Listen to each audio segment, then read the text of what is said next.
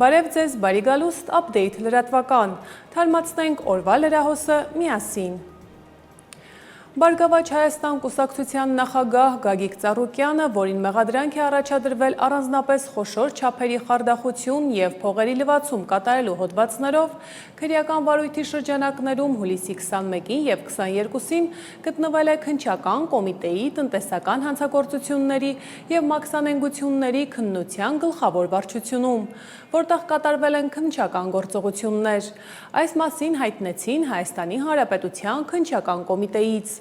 Հիշեցնենք, որ Գագիկ Ծառուկյանին, որի նկատմամբ որպես խափանման միջոց է կիրառվել կալանքը, հուլիսի 21-ին և 22-ին քրեակատարողական հիմնարկից տեղափոխել էին քննչական կոմիտե, որտեղ նրա մասնակցությամբ անցկացվել են քննչական գործողություններ։ Գագիկ Ծառուկյանի փաստաբան Երեմ Սարգսյանը լրագրողների հետ զրույցում հայտնել է, որ Գագիկ Ծառուկյանն առերեսվել է Իրանի քաղաքացու հետ, որի ցուցմունքի հիման վրա էլ հարուցվել է քրեական վարույթը, որի շրջանակներում մեղադրանք է առաջադրվել Գագիկ Ծառուկյանին։ Առերեսումը սկսելուց առաջ որոշեցին, որ ինձ որպես Գագիկ Ծառուկյանի պաշտպան հեռացնում են վարույթից, այսինքն թույլ չեն տալիս, որ հանդիսանամ Գագիկ Ծառուկյանի պաշտպանը,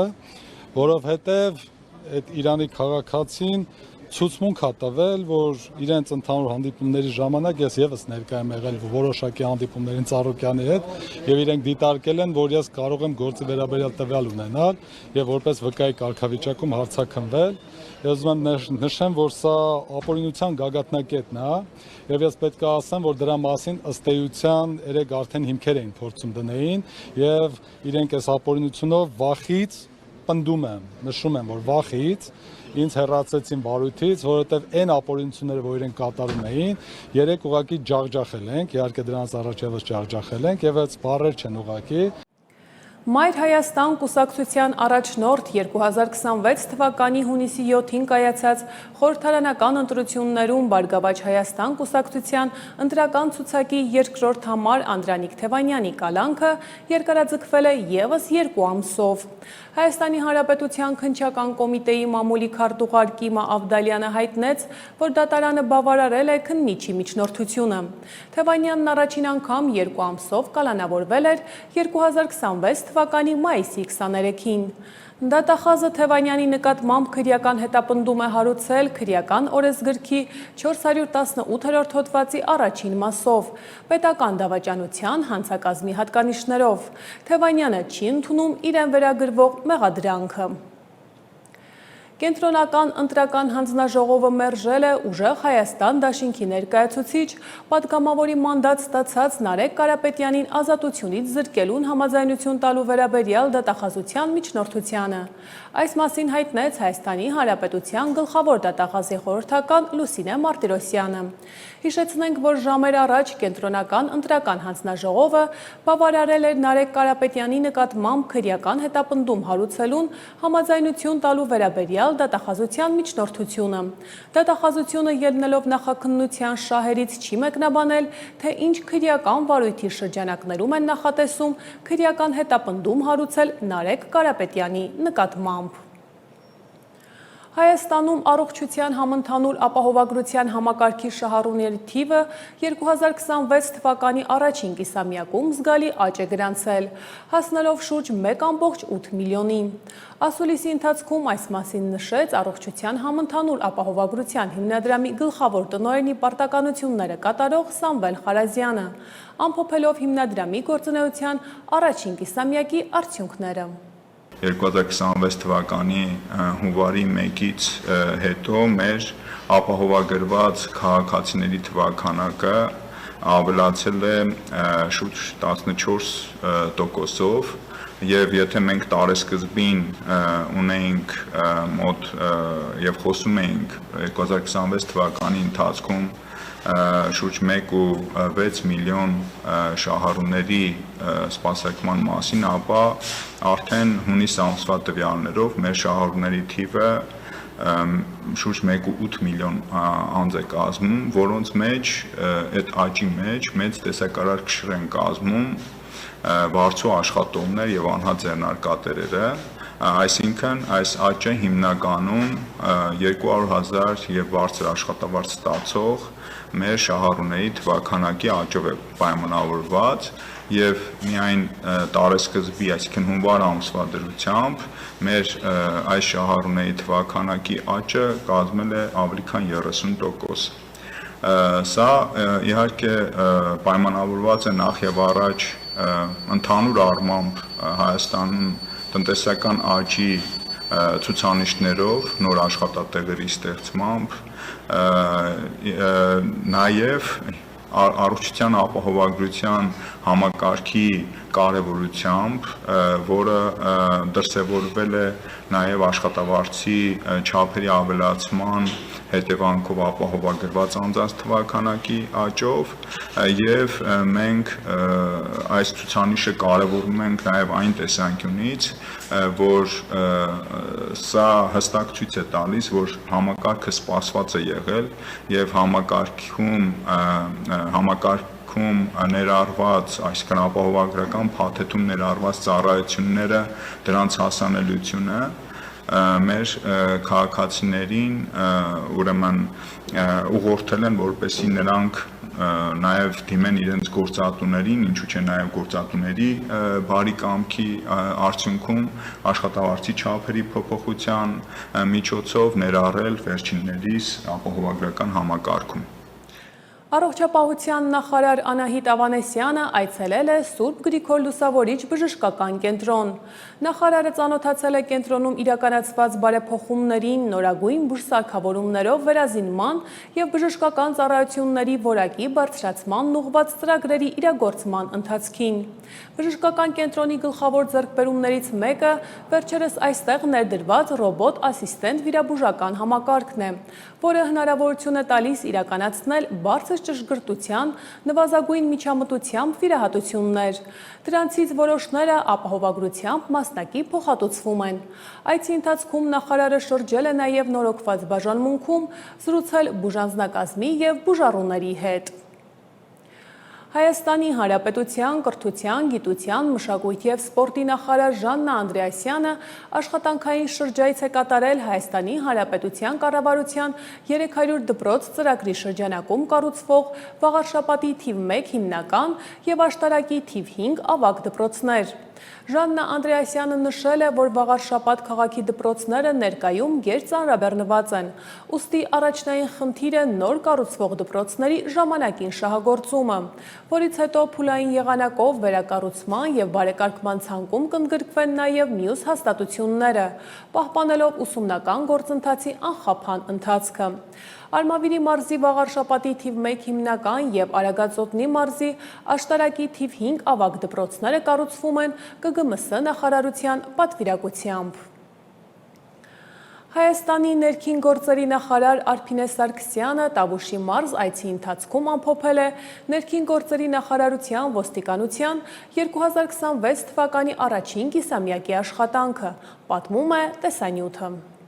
Հուլիսի 16-ին ներքին գործերի նախարար Արփինե Սարգսյանն այցելել է Տավուշի մարզ ամփոփելու ներքին գործերի նախարարության ոստիկանության 2026 թվականի առաջին կիսամյակի աշխատանքը։ Ներկա էին ոստիկանության պետ ներքին գործերի նախարարի տեղակալ Կամո Ցուցուլյանը, ներքին գործերի նախարարության եւ ոստիկանության ղեկավար կազմի ներկայացուցիչներ։ Քրեական ոստիկանության Տավուշի մարզային վարչության պետը ներկայացրել է հաշվետու ժամանակահատվածում կատարված աշխատանքը։ 2026 թվականի առաջին կիսամյակում վարչության կողմից գրանցվել է հանցագործության 174 դեպք, ինչը նախորդ տարվա նույն ժամանակահատվածի համեմատ ավելի է 17.6%-ով։ Նվազել են ծանր եւ առանձնապես ծանր հանցագործությունները, միաժամանակ աճել են մարդու դեմ ուղղված, ինչպես նաեւ համակարգչային տեխնիկայի օգտագործմամբ կատարված հափշտակությունները։ Հրազենի գործադրմամբ կատարված հանցագործություններն ամբողջությամբ բացահայտվել են։ Ընդհանուր պատկերում աճել են հասարակական անվտանգության, հասարակական կարգի եւ բնակչության առողջության դեմ ուղղված հանցագործությունները, որոնք հիմնականում պայմանավորված են բարեկային ծառայությունների ծառայողների կողմից առանց վարորդական իրավունքի տրանսպորտային միջոց վարելու դեպքերի հայտնաբերմամբ։ Համայնքային ոստիկանության Իջևանի բաժնում հաշվետու ժամանակահատվածում գրանցվել է հանցագործության 237 դեպք, որից բացահայտվել է 182-ը։ Բացահայտման արդյունավետությունը 76.8%։ Հրազենի գործադրմամբ հանցագործության դեպքեր չեն արձանագրվել։ Համայնքային ոստիկանության Դիլիջանի բաժնում գրանցված հանցագործության դեպքերը առաջին կիսամյակի արդյունքներով նվազել են։ Արձանագրված 149 հանցագործության դեպքից բացահայտվել է 117-ը, բացահայտման արդյունավետությունը 78.5%։ Նվազել են սեփականության եւ տնտեսական գործունեության դեմ ուղղված հանցագործությունները։ Հանցավորության մակարդակի նվազում է արձանագրվել նաեւ համայնքային ոստիկանության նոյեմբերյանի բաժնի սպասարկվող տարածքում։ Գրանցվել է հանցագործության 140 դեպք, բացահայտվել 99։ Բացահայտման արդյունավետությունը նվազել է, կազմելով 70.7%։ Նվազել է սեփականության, ինչպես նաեւ պետական իշխանության, ծառայության եւ կառավարման կարգի դեմ ուղղված հանցագործությունները։ Հաշվետու ժամանակահատվածում համայնքային ոստիկանության Տավուշի բաժնում գրանցվել է հանցագործության 118 դեպք, որից բացահայտվել է 91-ը։ Ինչպես նախորդ 2 տարիներին բացահայտման արդյունավետության ցուցանիշն աճել է, առաջին կիսամյակի արդյունքներով բացահայտումներն աճել է 11%-ով։ Նվազել են սեփականության, տնտեսական գործունեության, ինչպես նաեւ պետական իշխանության, ծառայության եւ կառավարման կարգի դեմ ուղղված հանցագործությունները, աճել բնակչության առողջության դեմ ուղղված հանցագործությունները։ Բարեկային ծառայության Տավուշի մարզի գումարտակի ծառայողները բացահայտել են 59 հանցագործության դեպք, ինչը նախորդ տարվա նույն ժամանակահատվածի համեմատ աճել է։ Տարբեր վարչական իրավախախտումներով կազմվել է 27986 արձանագրություն, նախորդ տարվա համեմատ 392-ով ավելի։ Նվազել են ճանապարհատրանսպորտային պատահարները, դրանց հետևանքով զոհերի եւ մարմնական վնասվածք ստացածների ցուցանիշները։ Ամփոփելով ներկայացված արդյունքները ներքին գործերի նախարար Արփինե Սարգսյանը շնորհակալություն է հայտնել Տավուշի մարզի ստորաբաժանումներին կատարված աշխատանքի համար։ Միաժամանակ նախարարը նշել է, որ մի շարք ուղղություններով դեռևս անհրաժեշտ է բարձրացնել աշխատանքի արդյունավետությունը եւ ապահովել առավել չափելի ցուցանիշներ։ Հաշվի առնելով, որ Տավուշը Հայաստանի ամենամեծ անտառածածկ մարզերից է, նախարարն առանձնահատուկ խիստ հանձնարարականներ է տվել ապօրինի անտառահատումների կանխարգելման եւ բացահայտման ուղղությամբ։ Հանձնարարվել է առավել սերտ համագործակցել բնապահպանական ոլորտի պատասխանատու կառույցների, այդ թվում էկոպարեկային ծառայության հետ գործադրելով բոլոր անհրաժեշտ միջոցները ապօրինի անտառահատումների դեպքերը բացառելու համար։ Զենք զինամթերքի ապօրինի շրջանառության դեմ պայքարի շրջանակում հանձնարարվել է ակտիվացնել ինչպես դրանց հայտնաբերման եւ առգրավմանն ուղղված օպերատիվ աշխատանքը, այնպես էլ բնակչության շրջանում իրականացվող բացատրական եւ կանխարգելիչ միջոցառումները, խրախուսելով ապօրինի պահվող զենք զինամթերքի կամավոր հանձնումը։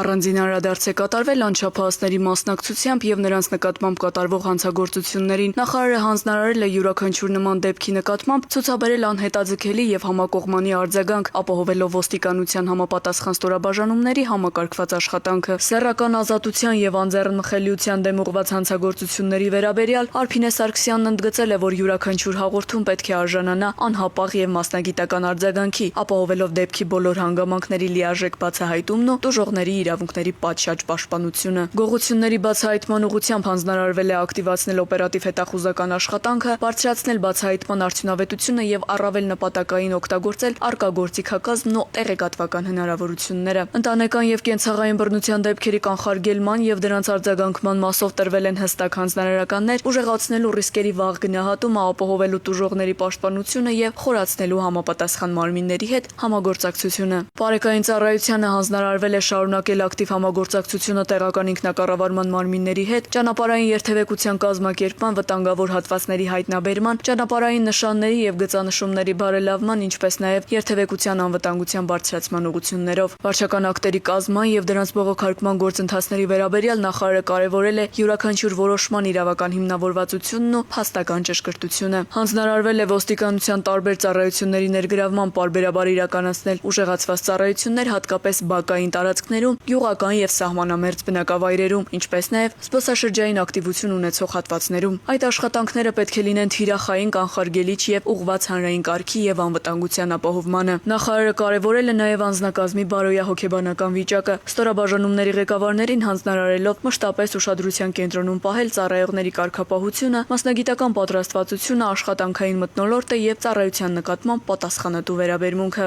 Արփինե Սարգսյանն ընդգծել է, որ առաջիկա ժամանակահատվածում ակնկալվում են առավել հասցեական, համակարգված եւ չափելի արդյունքներ, հատկապես հանցագործությունների կանխարգելման եւ բացահայտման, հանրային անվտանգության ապահովման ու բնակչության հետ արդյունավետ աշխատանքի ուղղություններով։ Քիմիական զենքով հարձակման սցենար, ձերբակալում եւ տարհանում։ COP17-ի անվտանգ անցկացումն ապահովելու նպատակով իրականացվել է դաշտային վարժանք։ Վարժանքի հիմնական նպատակը ոչ միայն տարբեր կառույցների պատրաստվածության ստուգումն էր, այլև COP17 համաժողովի ընթացքում հնարավոր ռիսկերի կանխարգելման, մասնակիցների եւ քաղաքացիների անվտանգության ապահովման մեխանիզմների կատարելագործումը, պատմում է տեսանյութը։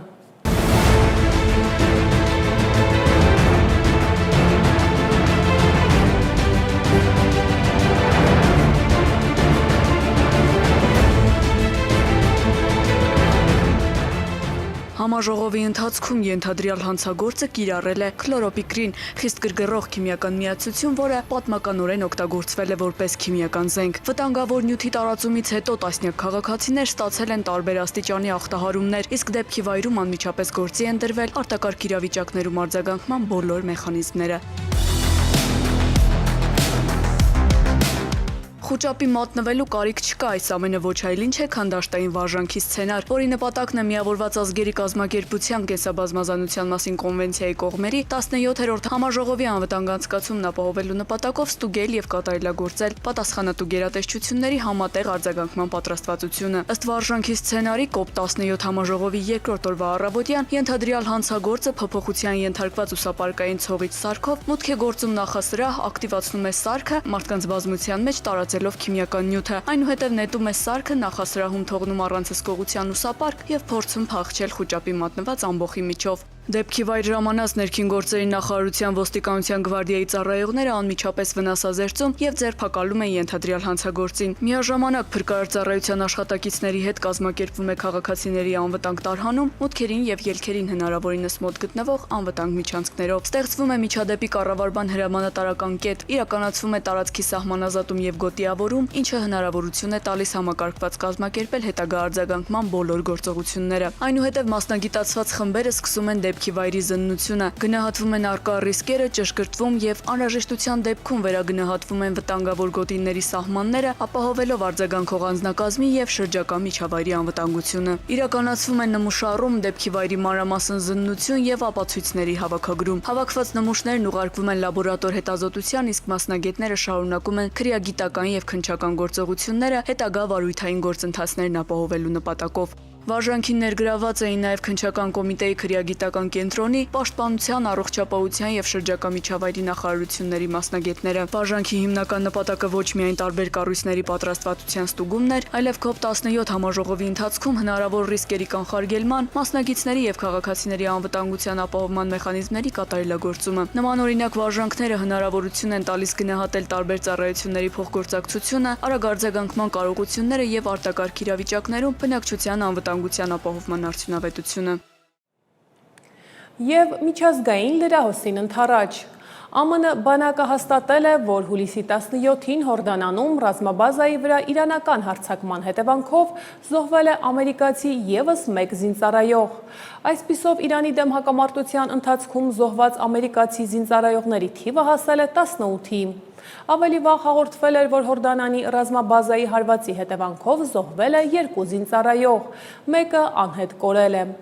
Ըստ տարբեր հրապարակումների Իրանի դեմ մարտերում վիրավորված ամերիկացի զինծառայողների ընդհանուր թիվը գերազանցել է 400-ը։ Միջազգային այլ գլխագրերի ծանոթացեք տեսաշարով։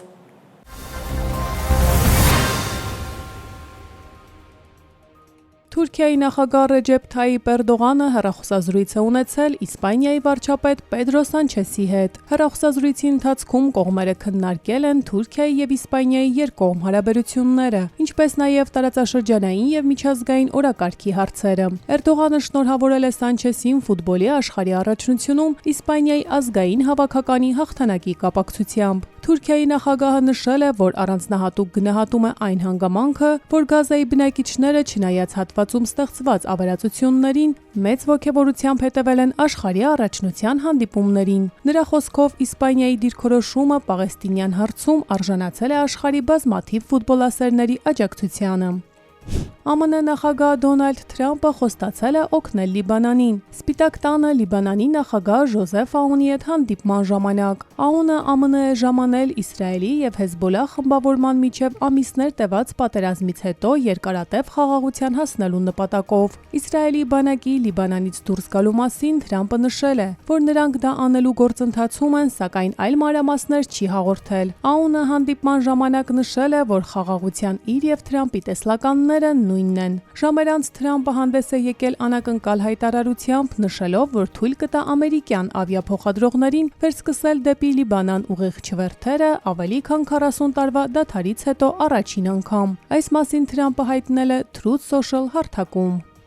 ԱՄՆ պետքարտուղար Մարկո Ռուբիոն կարծում է, որ Հորմուզի նեղուցով նավերի անցման համար Իրանի կողմից վճարի գանձման դեպքում համանման իրավիճակ կարող է առաջանալ աշխարհի այլ մասերում։ Այս դիրքորոշումը նա հայտնել է Մանիլայում հարավարևելյան Ասիայի պետությունների ասոցիացիայի մասնակից երկրների արտաքին գործերի նախարարների հանդիպման ունեցած ելույթի ժամանակ։ Ըստ ԱՄՆ պետքարտուղարի Իրանը պահանջում է Հորմուզի նեղուցում նավագնացությունը վերսկսելու իրավունք, որը չունի գործող իրավական մեխանիզմներից ոչ մեկով։ Նա հավելել է, որ այսպիսով վտանգի տակ են հայտնվել նավագնացության ազատության հիմնարար սկզբունքները։ ԱՄՆ պետքարտուղարը նաև հայտարարել է, որ Թեհրանը դիմել է Վաշինգտոնին զինված հակամարտության կարգավորման ուղղված բանակցությունների համար, բայց ԱՄՆ-ն չի կարծում, թե Իրանը լուրջ է տրամադրված։ Նա միևնույն ժամանակ շեշտել է, ԱՄՆ-ն պատրաստ է եւ ցանկանում է ներգրավվել դրական կառուցողական բանակցություններում։ ԱՄՆ պաշտպանության նախարար Փիթ Հեքսեթը պատմել է, թե որքան է արժեցել ԱՄՆ-ի համար պատերազմը Իրանում։ Այս մասին նա հայտնել է ԱՄՆ Սենատի հատկացումների հանձնաժողովում։ Հեքսեթը հայտարարել է, որ այս պահին Իրանի հետ պատերազմը ԱՄՆ-ին արժեցել է մոտ 37.5 միլիարդ դոլար, ինչը գրեթե 8 միլիարդ դոլարով ավելի է, քան մայիսին հրապարակված վերջին գնահատականներով։ Նա նաև ընդգծել է, որ օրենսդիրները պետք է շտապ հաստատեն Պենտագոնի լրացուցիչ ֆինանսավորումը 87 միլիարդ դոլարի չափով, որից 67 միլիարդ դոլարը նախատեսված է Մերձավոր Արևելքում գործողությունների համար։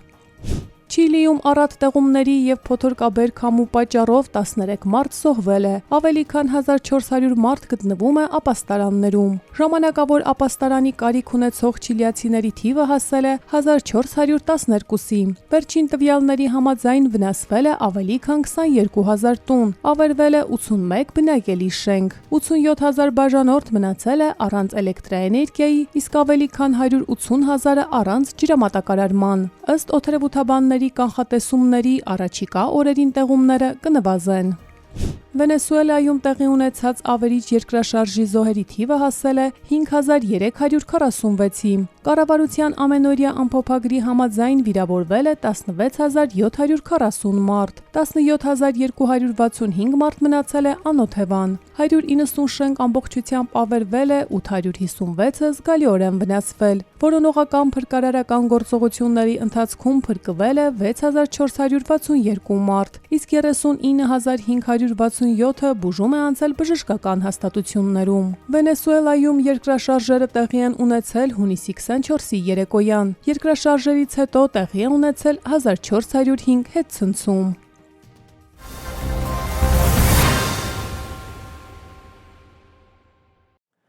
Շարունակենք թողարկումը։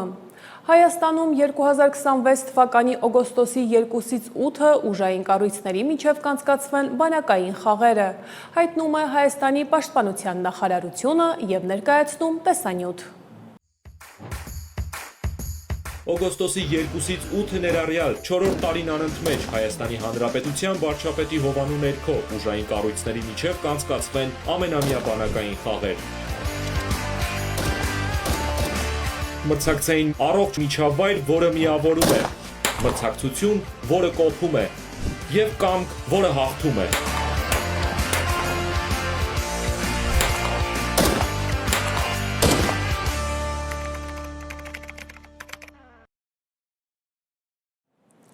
Հայաստանի Հայաստանի Հանրապետության Պաշտպանության նախարարության ռազմական ոստիկանության պետ գեներալ մայոր Աշոտ Զաքարյանը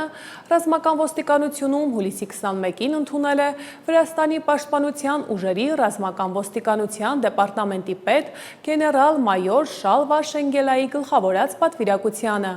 որը երրորդյա այցով Հայաստանում է ռազմական ոստիկանության ոլորտում փորձի փոխանակման և համագործակցության զարգացման նպատակով։ Հանդիպման ընթացքում վերահաստատելով նախորդ տարվա հոկտեմբերին ձեռք բերված պայմանավորվածությունները, կողմերը ներկայացրել են իրենց ստորաբաժանումների կառուցվածքը, գործառույթներն ու գործունեության առանձնահատկությունները, քննարկել համագործակցության ընդլայնման, փորձի փոխանակման և գործընկերային հարաբերությունների ամրապնդման հնարավորությունները։ Այնուհետև պատվիրակության անդամները շրջայց են կատարել ռազմական ոստիկանության տարածքում։ Հայաստանի Հանրապետության տարածքային կառավարման և ենթակառուցվածքների նախարար Դավիթ Խուդրատյանը այցելել է ճանապարհային դեպարտամենտ հիմնադրամի գործադիր տնօրեն Արկադի Չերչինյանի Արմավիրի մարզպետի համայնքապետերի ուղեկցությամբ Արմավիրի մարզ։ Նախարարը նախադիտարկել է Արմավիրի Բաղրամյան համայնքի Վանանդ բնակավայրով անցնող շուրջ 11 կիլոմետր հանրապետական նշանակության ավտոճանապարհի հիմնանորոգման աշխատանքների ընթացքը։ Այնուհետև նախարարը մասնակցել է Մեծամոր համայնքի Շենավան բնակավայրի նորակառույց մանկապարտեզի բացմանը։ Խորոնք բնակավայրում նախարար Խուդատյանը ներկա է գտնվել նոր սպորտային համալիրի կառուցման աշխատանքների հիմնարկեքին։ Նախարարը վստահություն է հայտնել, որ շինաշխատանքները կմեկնարկեն և կավարտվեն գրաֆիկին համապատասխան, պահպանելով որակի ամենաբարձր չափանիշները։ Ադիս Աբեբա այցի շրջանակում Հայաստանի վարչապետի տիկին և «Իմ քայլը» հիմնադրամի գործադիր տնօրեն Աննա Հակոբյանը,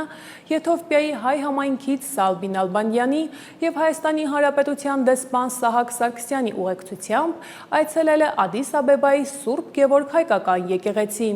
Տիկին Աննա Հակոբյանը շրջել է եկեղեցում, տեսել հայ առաքելական եկեղեցու պատարագի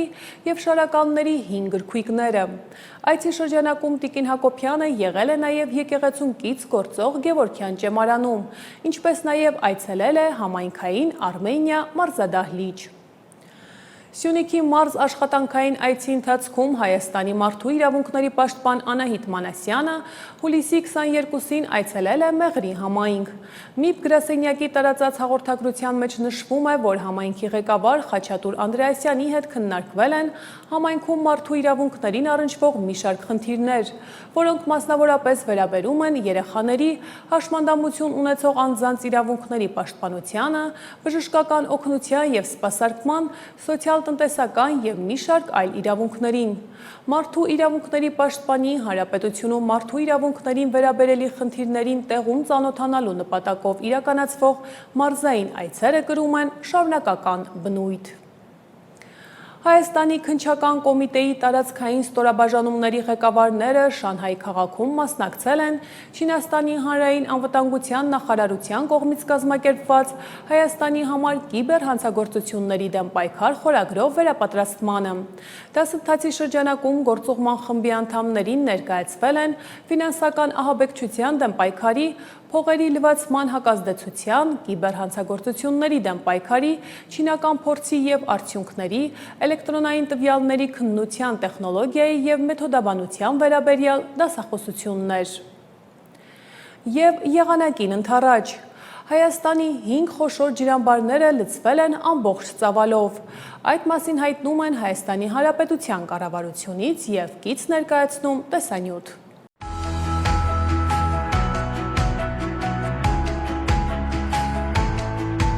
Ապարանի ջրամբարը գործունեության 60 տարվա ընթացքում ամբողջ ծավալով 91 միլիոն խորանարդ մետր ջուր է լցվել վերջին անգամ 15 տարի առաջ։ Իսկ 1988-ին ջրի ծավալը հասել է նույնիսկ 98 միլիոն խորանարդ մետրի։ Ամեն անգամ ջրամբարն ամբողջությամբ լցվելիս կիսով չափ ջրի տակ է անցնում 4-րդ դարի Պողոս Պետրոս եկեղեցին։ Արդեն 9-րդ անգամն է այս խորհրդավոր պատկերը ջրամբարում։ 1962-ից 67 թվականներին է կառուցվել ջրամբարը։ Պողոս Պետրոսը եւ եւս երկու փոքր բազիլիկ տիպի մատուռ եկեղեցի ջրամբարի տարածքում են եղել։ Դեռևս 1967-ին փոքր եկեղեցիները տեղափոխվել են ջրամբարից քիչ հեռու եւ վերաշարվել։ Ցավոք, Պողոս Պետրոսը մնացել է նույն տեղում։ Մինչև պատուհանները ջրի տակ անցնող եկեղեցին այս տարի դարձել էր զբոսաշրջիկների սիրված ուղղություններից մեկը։ Շատ են գալիս զբոսաշրջիկները։ Դրսից են գալիս, եկեղեցու մասին հաշվում են, որ դարի է, ինչ վիճակում է։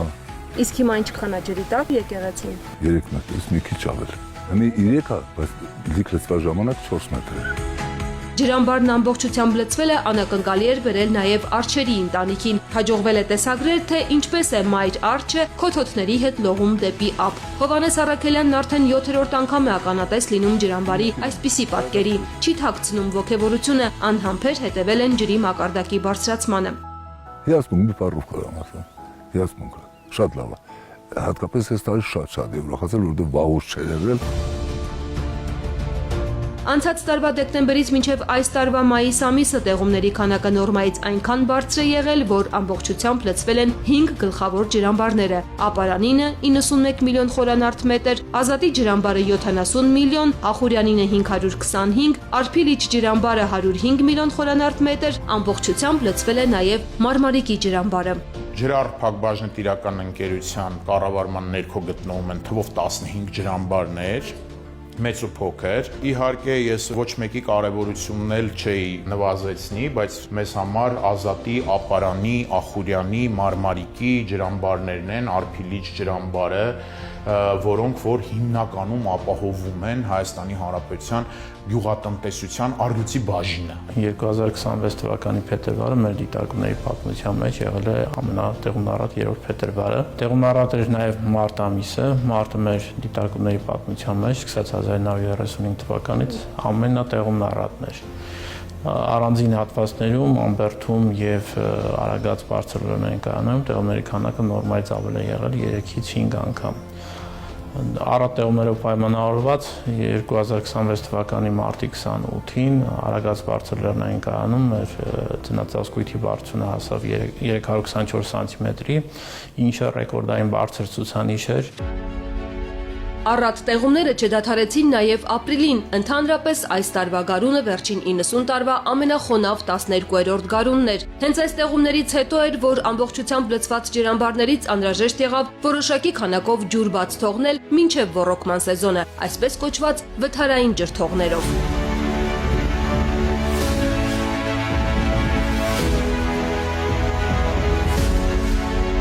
Օրինակ Ազատի ջրամբարում վերջին անգամ նման ծավալով ջուր է լցվել 2020 թվականին։ Խոշոր ջրամբարների շարքում է մոտ 7500 հեկտար, ոռոգելի տարածքներ է ջուրն ուղղվում։ Ազատի ջրամբարից մեխանիկական եղանակով ջուրը մղվում է նաև ավելի բարձրադիր հատվածների հողատարածքներ։ Ինչու են Ապարանի եւ Մարմարիկի ջրամբարները մեզ համար շատ կարեւոր, որովհետեւ Ապարանի, Մարմարիկի ջրամբարները այս տարի ունեն առավելագույն լցվածություն եւ դա ոչ միայն մեզ թույլ է տալիս արդյունավետ կազմակերպել ոռոգման process-ը գյուղատնտեսների համար Հայաստանի Հանրապետությունում հիմնականում Արարատյան դաշտավայրում, Կոտայքում, Արագածոտնի մարզում, բացի դա հնարավորություն է տրվում առավելագույնս խնայել Սևանա լճի ջրի բաց թողումը։ Պայմանավորված այդ ջրամբարների ջրալցվածությամբ Սևանա լճից ջրառ սկսեց իրականացվել հուլիսի 2-ին, ինչը վերջին 25 տարվա ամենաուշ ցուցանիշն էր, այսինքն մենք դրական տենդենս ունենք, եթե անցյալ տարի Սևանա լճի ջրառը սկսվել էր հունիսի 6-ից եւ արդեն մինչեւ հուլիսի 2-ը բաց էր թողնվել 46 միլիոն ջուր, մենք այս տարի այդ 46 միլիոն ավել ոնց որ ասած ջուր ունենք, եթե համեմատենք նախորդ տարվա համեմատ։ Ավելին ջրամբարների ջրալցվածության պայմանավորված կառավարության որոշմամբ այս տարի Սևանա լճից նախատեսվում է 140 միլիոն խորանարդ մետր ջուր, նախորդ տարի բաց է թողնվել 170 միլիոն խորանարդ մետրի կարգի ջուր։ Ջրառատ է եղել նաև Սևանա լիճ լցվող Արփա գետը, տարվա սկզբից 140 միլիոն խորանարդ մետրից ավելի ջուր է լցվել լիճ, անցած տարվանից 46 միլիոնով ավելի շատ։ Բացի այդ, ջրի մակարդակը բարձրացել է հենց ուղիղ լիճ լցվող տեղումների շնորհիվ։ Եթե հունվարին ջրի մակարդակը բարձր է եղել 54 սանտիմետրով, ապա ապրիլ-հունիս ամիսներին բարձր էր 48 սանտիմետրով։ Նման ցուցանիշ չի գրանցվել 2011 թվականից։ Այս տարվա հունիս ամսին լճի մակարդակը բարձրացել է 18 սանտիմետրով եւ դա Սևանի հիդրոլոգիական դիտարկումների պատմության մեջ սկսած 1927 թվականից ամենաբարձր երկրորդ ցուցանիշն էր 1988 թվականից հետո։ Այս տարի ջրամբարների 100%-ով լցվելու շնորհիվ Սևանից ավելի քիչ ջուր կմղվի գյուղատնտեսական նպատակներով, հիմնական բեռն իրենց վրա կվերցնեն ջրամբարները, ու որպեսզի ջուրը մշակովի հողատարածքներ հասնի նվազագույն կորուստներով, ինչպես նախորդ, այնպես էլ այս տարի ջրատարների մաքրման ու նորոգման լայնածավալ աշխատանքներ են իրականացվել։ Ի դեպ, ջրամբարների ջուրն օգտագործվում է ոչ միայն գյուղատնտեսական նպատակներով, դրանք կարևոր դեր ունեն նաև հիդրոէլեկտրակայաններին ջուր մատակարարելու համար։ Օրինակ, Հերհերի ջրամբարի ջուրը բաց է թողնվում բացառապես էներգետիկ նպատակներով։ Եվ վերջում եղանակի մասին։ Երևանում հուլիսի 22-ին 24-ի երեկոյան ժամերին քաղաքի առանձին հատվածներում հնարավոր է կարճատև անձրև և ամպրոպ։ Հուլիսի 25-ից 27-ը սպասվում է առանց ստեղումների եղանակ։ Հանրապետության տարածքում հուլիսի 23-ին և 25-ին առավելապես կեսօրից հետո, 24-ին գիշերը և կեսօրից հետո առանձին շրջաններում սպասվում է կարճատև անձրև և ամպրոպ, առանձին հատվածներում հնարավոր է նաև կարկուտ։ Այս թողարկման համար առանձնացրել էինք այսքանը, իսկ ես ձեզ հրաժեշտ եմ տալիս մինչ նոր հանդիպում։